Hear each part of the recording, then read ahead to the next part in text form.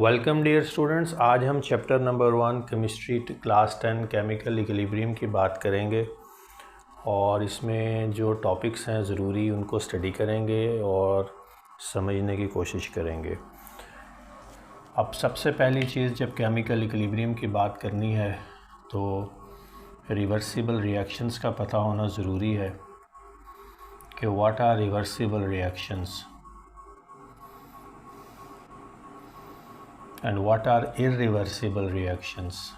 तो जब रिवर्सिबल की समझ आ जाएगी तो फिर इरिवर्सिबल की समझ हमें खुद ही आती चली जाएगी। Reversible reactions are reactions which take place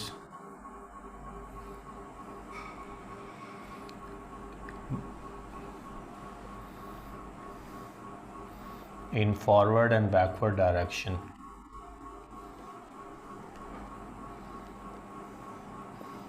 In forward as well as backward direction.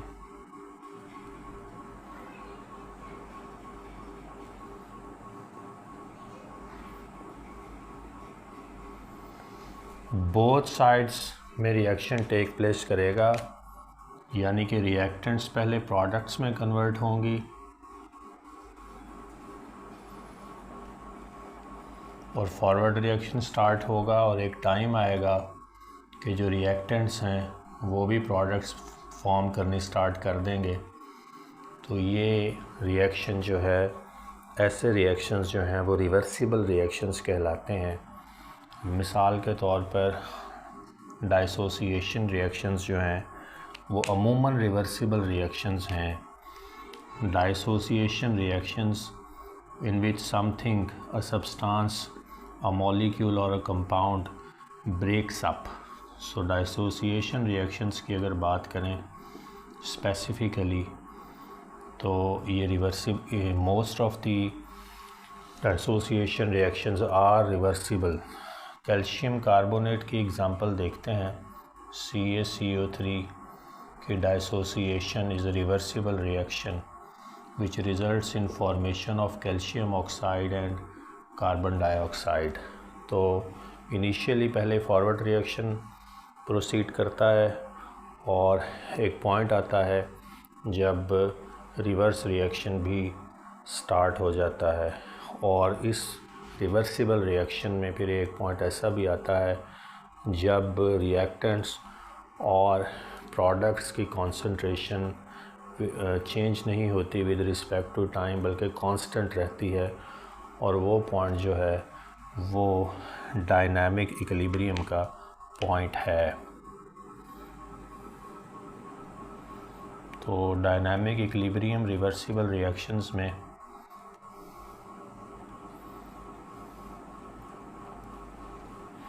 एक बहुत ही इम्पॉर्टेंट पॉइंट है,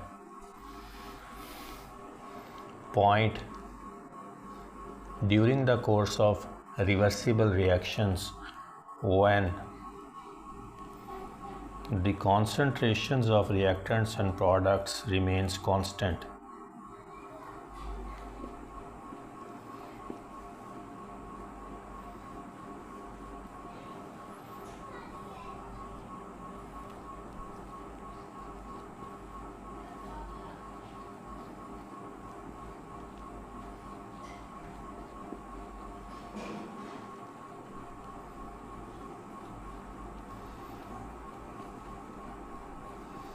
यानी कि जितने नंबर ऑफ़ मोल्स रिएक्टेंट्स के प्रोडक्ट्स में कन्वर्ट होंगे उतने ही नंबर ऑफ़ मोल्स प्रोडक्ट्स के रिएक्टेंट्स में कन्वर्ट होते चले जाएंगे, और टाइम के साथ एक आपको स्ट्रेट लाइन ग्राफ मिलेगा जो कि अभी मैं ड्रॉ करता हूँ। ग्राफिकली अगर इस चीज़ को समझना हो तो दो कॉन्टेक्स्ट में समझा जा सकता है, टाइम और रेट के कॉन्टेक्स्ट में। पहले ग्राफ ड्रॉ किया है मैंने, तो टाइम एक्स एक्सिस पे है, रेट वाई एक्सिस पे है। ये फॉरवर्ड रिएक्शन है और ये जो है रिवर्स रिएक्शन है, ये रिवर्स रिएक्शन है। तो फॉरवर्ड रिएक्शन क्योंकि पहले इनिशिएट करता है तो उसको हमने यहाँ ऊपर से स्टार्ट करवाना है, क्योंकि rate of the forward reaction initially बहुत ज़्यादा होगा, और वक्त के साथ जब कुछ प्रोडक्ट्स बन जाएंगी तो फिर रिवर्स रिएक्शन भी इनिशिएट कर जाएगा। एक पॉइंट आएगा जब ये वहाँ मिल जाएंगे, और ये वाला पॉइंट जो है ये डायनामिक इक्विलिब्रियम का पॉइंट है।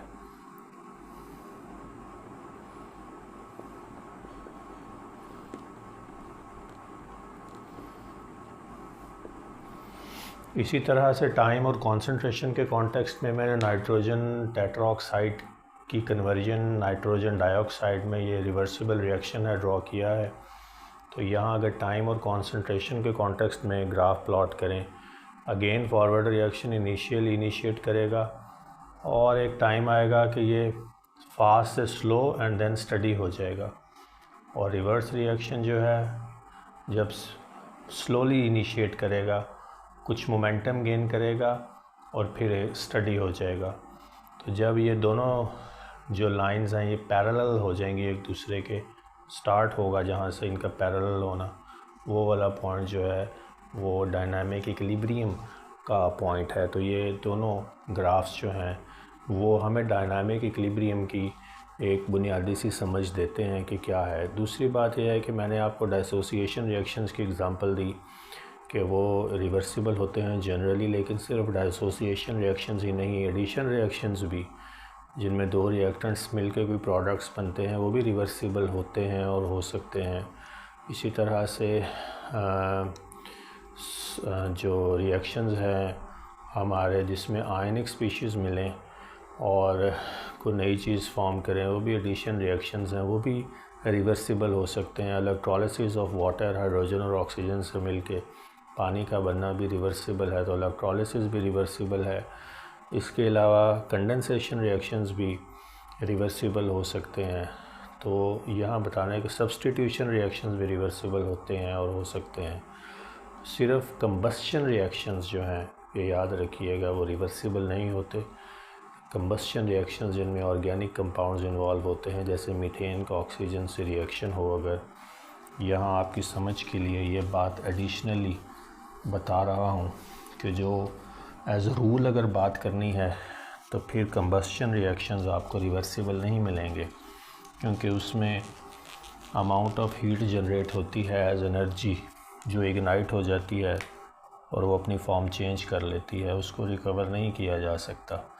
तो मीथेन का रिएक्शन मिसाल के तौर पर ऑक्सीजन के साथ ये फॉरवर्ड रिएक्शन ही रहेगा। इसमें कार्बन डाइऑक्साइड के साथ वाटर और साथ एनर्जी रिलीज़ होती है। ये एनर्जी क्योंकि इग्नाइटेबल है, इनफ्लेमेबल है, इसलिए ये रिएक्शन कंबस्शन रिएक्शंस कहलाते हैं।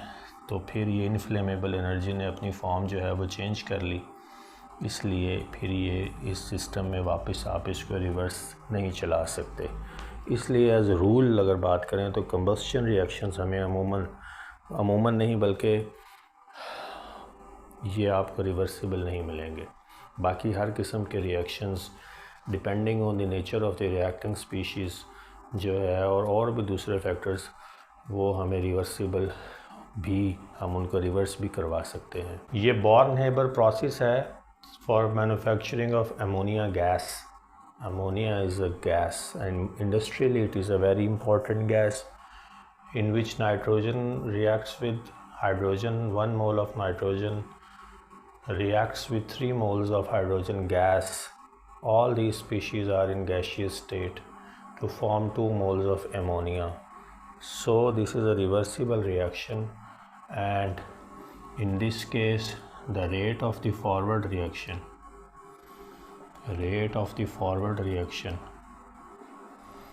depends on the concentration of reactants.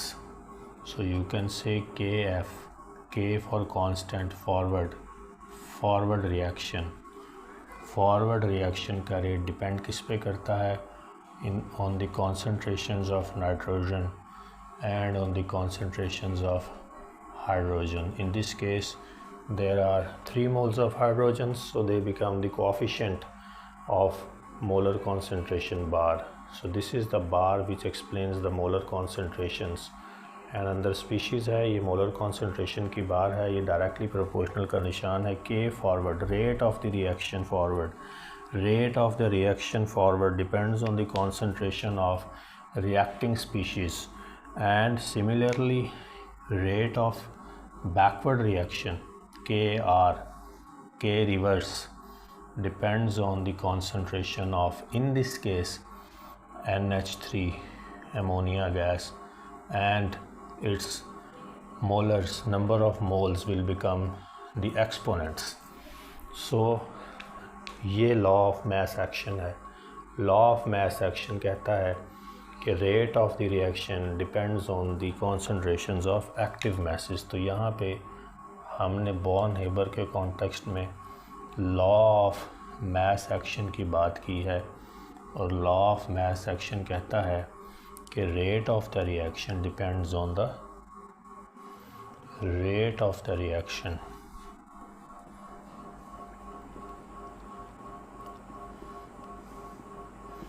depends upon the molar concentrations of reacting species.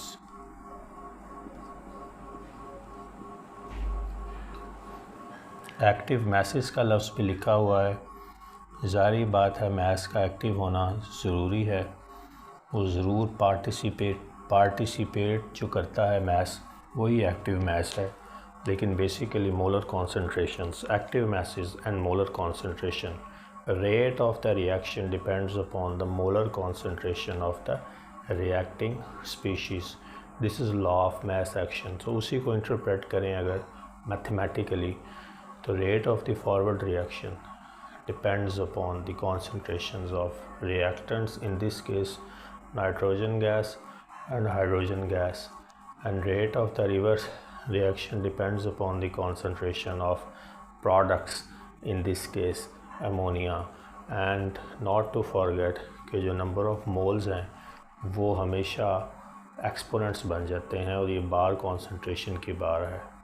तो law of mass action dear students ये कहता है कि rate of the forward reaction depends upon the molar concentration of the products.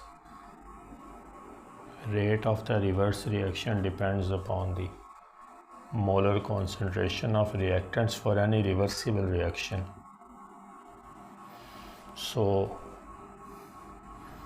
the ratio of forward reaction to the reverse reaction is substituted by a constant which is called Kc, replaced by a constant C for concentration, and it depends upon the ratio of the products to the ratio of molar concentration of the reactants. So जब भी हमें ये equilibrium constant है Kc,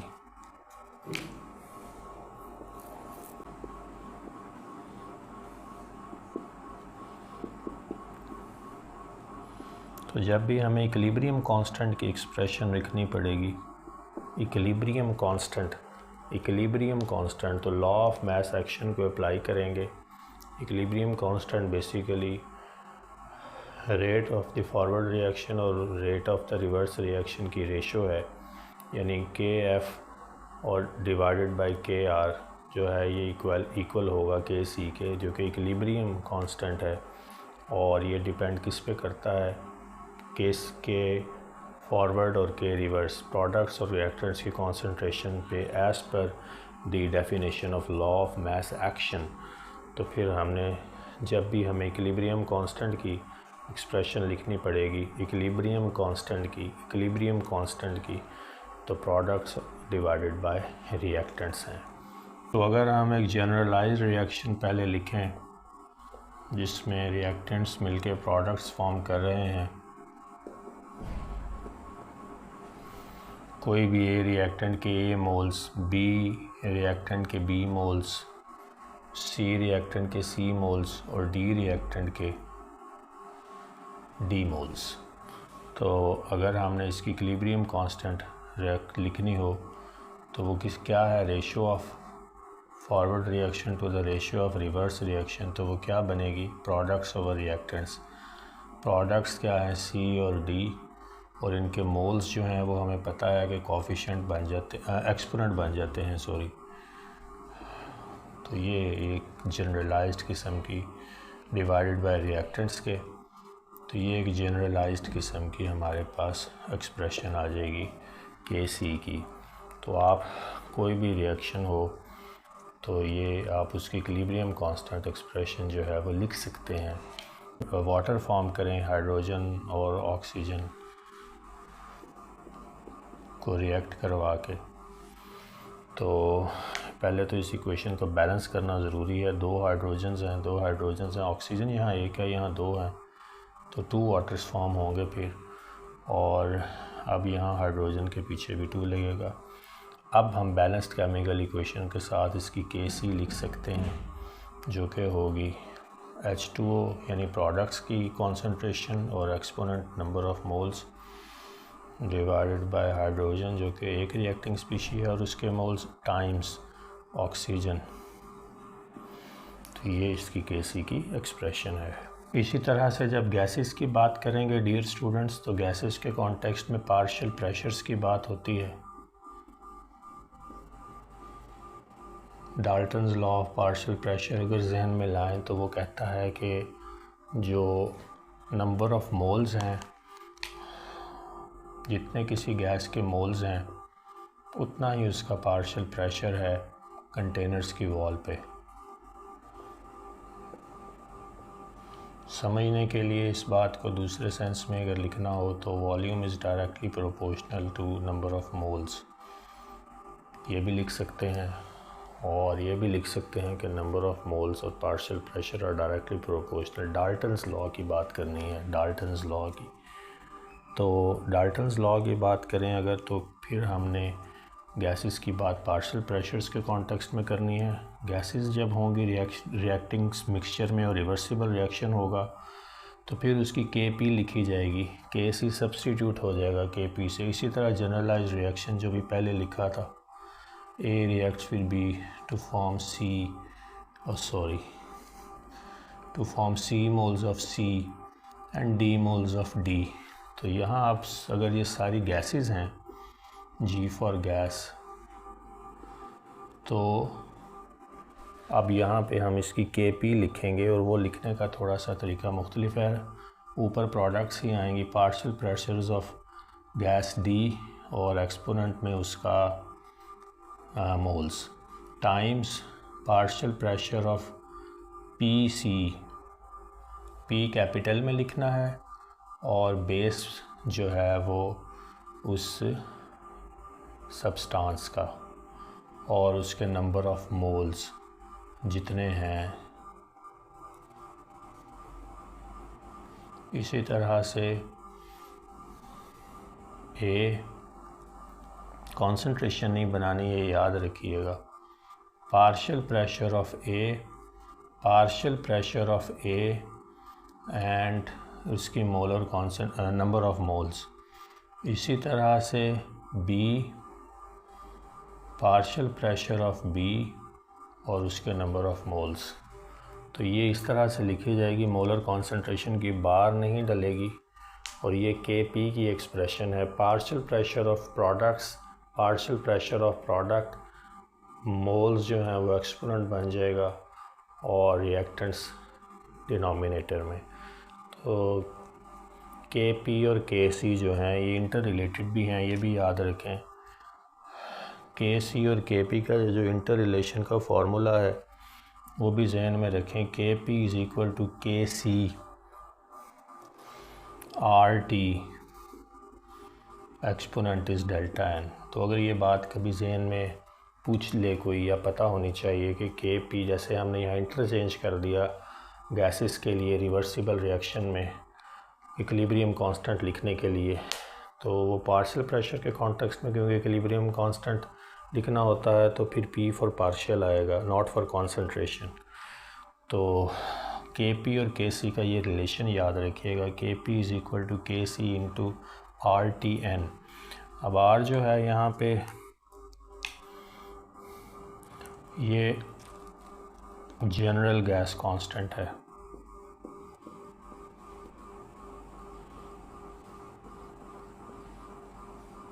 जिसकी value हमें पता है 0.0821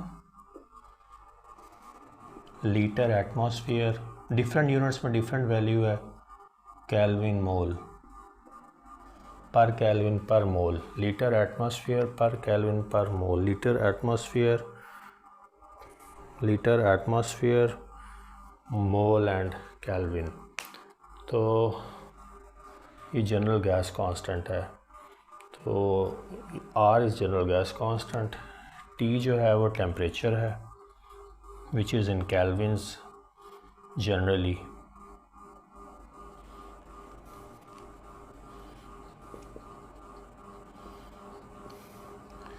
and the third important thing is delta N, which is product of gas minus product of moles of gaseous products minus moles of gas reactants.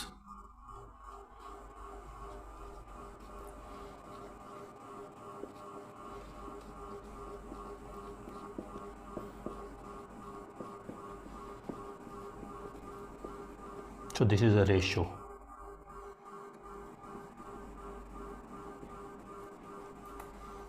Gas reactants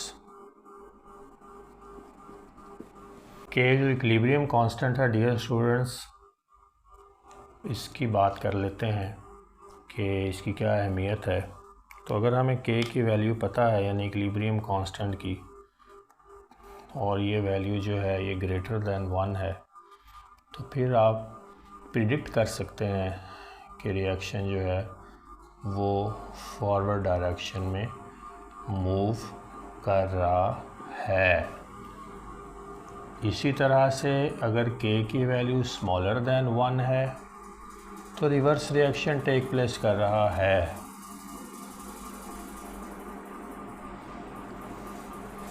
और अगर K की value 1 के around है तो इस टाइम पे dynamic equilibrium establish हो चुका है। तो जो डायनामिक इक्विलिब्रियम है, हमेशा जब भी इक्विलिब्रियम की बात करते हैं, डायनामिक की बात करते हैं, डायनामिक स्टैटिक नहीं है, डायनामिक है। फॉरवर्ड रिएक्शन भी टेक प्लेस कर रहा है, रिवर्स रिएक्शन भी टेक प्लेस कर रहा है, और ये स्टॉप नहीं हुआ, स्टैटिक नहीं है, मोशन में है, तो फिर इसी को डायनामिक कहते हैं। अगले अहम बात डियर स्टूडेंट्स ये है कि Kc जो है इक्विलिब्रियम कांस्टेंट जो है ये रेसिप्रोकल होता है for reverse reaction.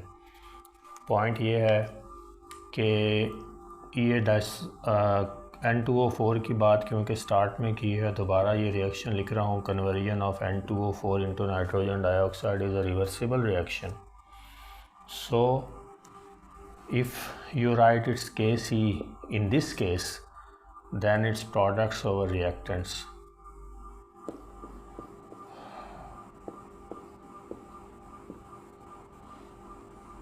Concentrations of products over concentrations of reactants. And if the reaction order is reversed, यानी कि 2 moles of NO2 रिएक्शन यहाँ से स्टार्ट हो रहा है, नाइट्रोजन डाइऑक्साइड से है, तो रिवर्सिबल ही दोनों चीज़ें प्रेजेंट हैं रिएक्शन मिक्सचर में। लेकिन इनिशियल पॉइंट अगर नाइट्रोजन डाइऑक्साइड है, इस केस में अगर हम इसकी Kc लिखेंगे तो फिर ऑर्डर रिवर्स हो जाएगा। डेफिनेटली प्रोडक्ट डिफरेंट है और रिएक्टेंट डिफरेंट है। तो ये बात याद रखें कि जब ऑर्डर रिवर्स हो जाता है रिएक्शन का तो वो रेसिप्रोकल हो जाता है Kc उस इनिशियल रिएक्शन से, और 1/K बन जाता है for reversible reaction when order is changed.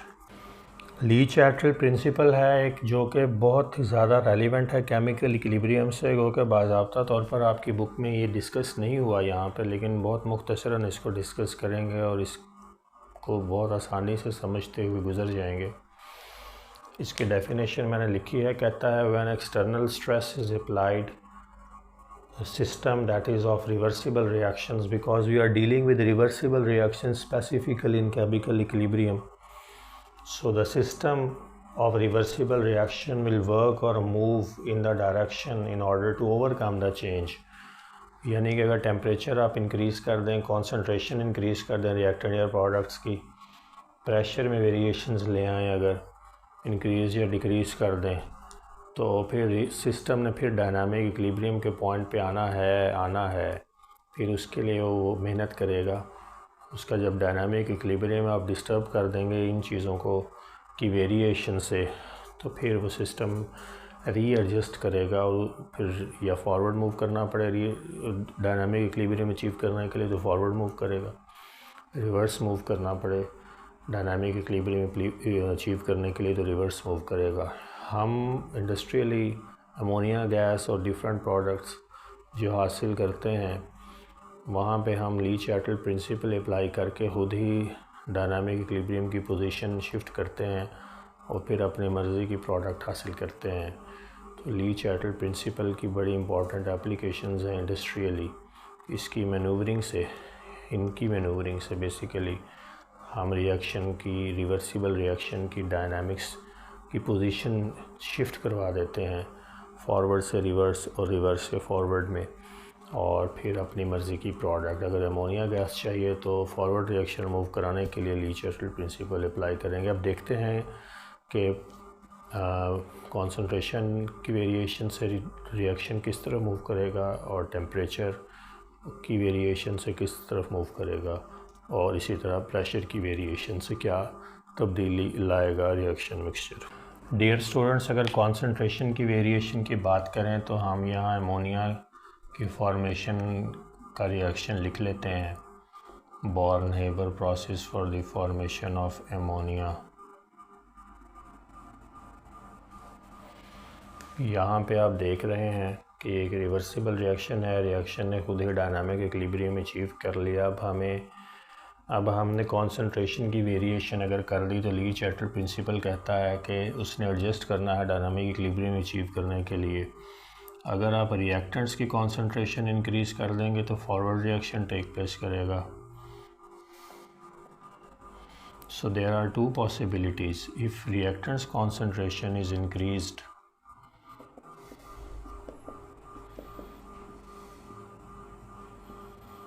so forward reaction will proceed to consume those.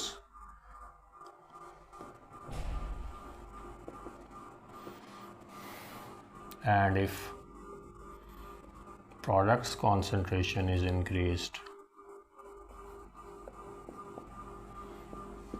then reverse reaction will proceed. So you can adjust the concentration to attain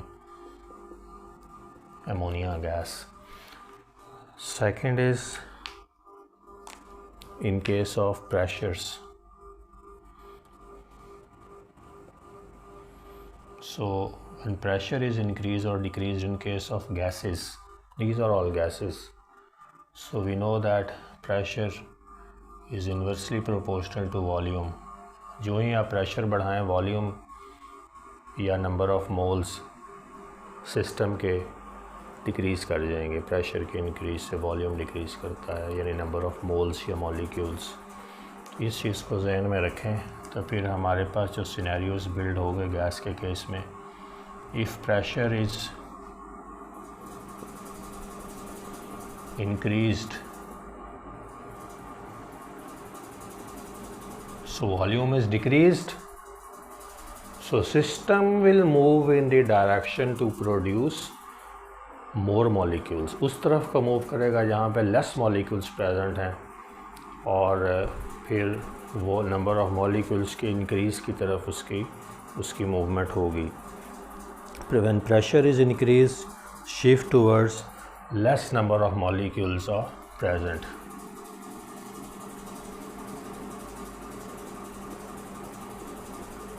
So equilibrium will shift towards the side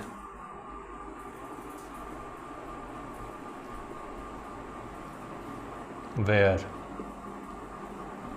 less number of molecules are present.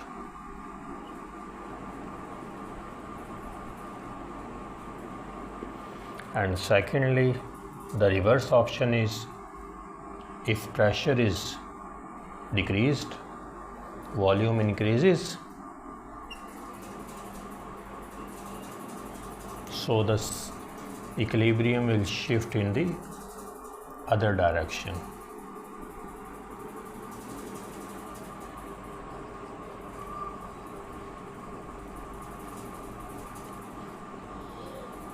To consume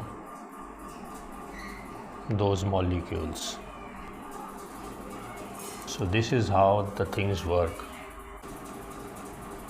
So in case of temperature, dear students, there are two possibilities. First, for an exothermic reaction, we will have different scenarios, and for endothermic we will have different scenarios. Exothermic reactions are in which heat is given out or evolved, and endothermic consume heat. So for exothermic reactions,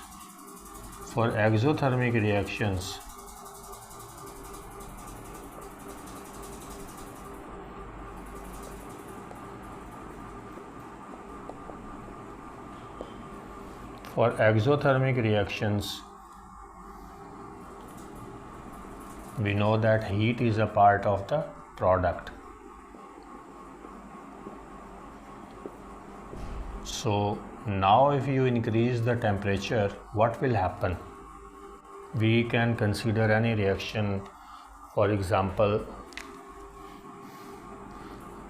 जितने भी decomposition, जब भी दो चीज़ें मिलती हैं तो जो है हीट हमेशा एवॉल्व होती है, और जब वो चीज़ टूटती है यानी डाइसोसिएशन होती है तो जो हीट है वो कंज्यूम होती है, तोड़ने में ज़ोर लगता है।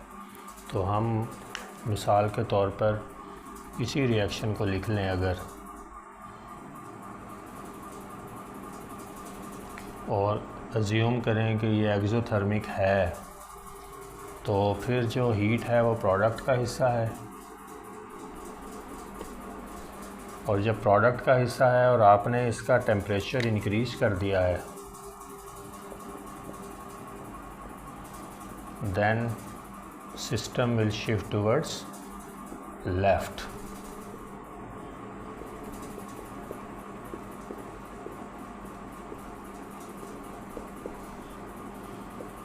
एंड वाइस वर्सा, यानी कि अगर टेम्परेचर डिक्रीज़ कर देंगे तो फिर राइट पे मूव कर जाएगा। इसी तरह से एक एंडोथर्मिक लिख लें, कैल्शियम कार्बोनेट की डिसोसिएशन की बात कर लें, तो यहाँ कैल्शियम कार्बोनेट में हीट जो है वो रिएक्टेंट्स का हिस्सा है, रिएक्टेंट का। प्रोडक्ट क्या है? कैल्शियम ऑक्साइड और कार्बन डाइऑक्साइड। अब अगर आप टेम्परेचर को बढ़ा देते हैं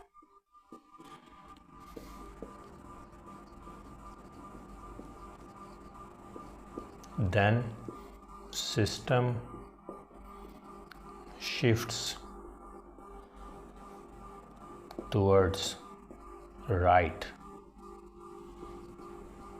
क्योंकि हीट और बढ़ने से फिर यहाँ हीट ऑलरेडी जो रिएक्टेंट्स का हिस्सा है, फिर इसको कंज्यूम करवाना है, तो कैल्शियम कार्बोनेट मज़ीद डाइसोसिएट होगा और कैल्शियम ऑक्साइड और कार्बन डाइऑक्साइड फॉर्म होता रहेगा। And reverse is happened if temperature is decrease. तो ये सिनेरियो आपके सामने है। इसके बाद अगर कैटलिस्ट की बात करें तो वो सिर्फ रिएक्शन को स्पीड अप करता है, उसकी कोई डायरेक्ट इंटरवेंशन नहीं है, तो वो प्रोडक्ट्स हमें थोड़े से कम अरसे में मिल जाती हैं वक्त में। तो इसलिए जो कैटलिस्ट का इफ़ेक्ट है वो डायनामिक इक्विलिब्रियम की पोजीशन पे जो है वो उसका कोई इम्पैक्ट नहीं है, सिर्फ ये है कि वो काम ज़रा स्पीड अप हो जाता है। अब एप्लीकेशंस ऑफ केसी दोबारा देखने लगे हैं। पहले मैंने फ़िज़िकली वैल्यू के कॉन्टेक्स्ट में बताया था कि 1 से ज़्यादा हो अगर केसी तो आप फॉरवर्ड रिएक्शन प्रोसीड कर रहा होता है, अगर 1 से लेस हो तो रिवर्स रिएक्शन है, और अगर 1 के करीब करीब हो तो डायनामिक इक्विलिब्रियम में रिएक्शन आ चुका है। अब हम उसको क्यूसी के कॉन्टेक्स्ट में देखेंगे। क्यूसी जो है ये रिएक्शन कोशेंट है। कोशेंट की स्पेलिंग अगर गलत हो जाए तो उसके लिए माजरत है। रिएक्शन कोशेंट का मतलब ये है कि rate of reaction at any instant.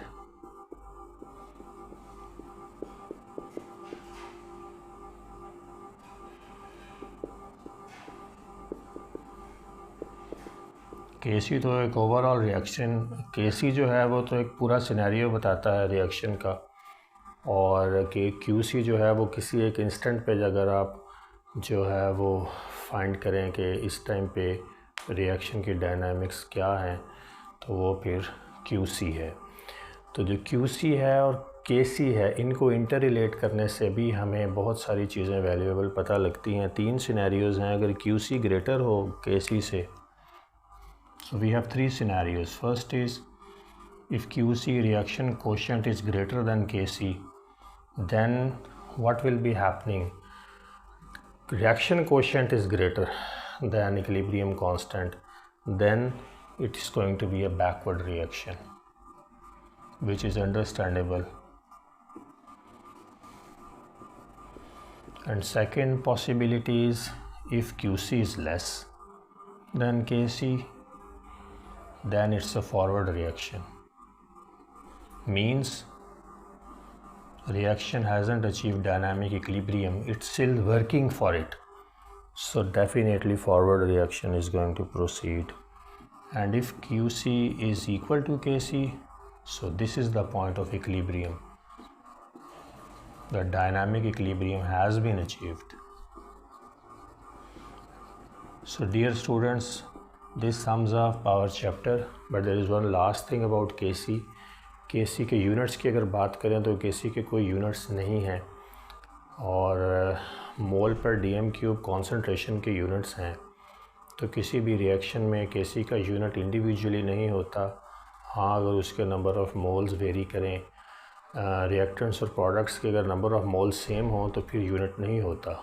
लेकिन अगर नंबर ऑफ़ मोल्स रिएक्टेंट्स और प्रोडक्ट्स के डिफरेंट हों तो फिर मोल पर डीएम क्यूब के कॉन्टेक्स्ट में उसकी कोई एक्सपोनेंट, उसका कोई पार जो है वो रेज होगी, डिपेंडिंग ऑन के कितनी वेरिएशन है।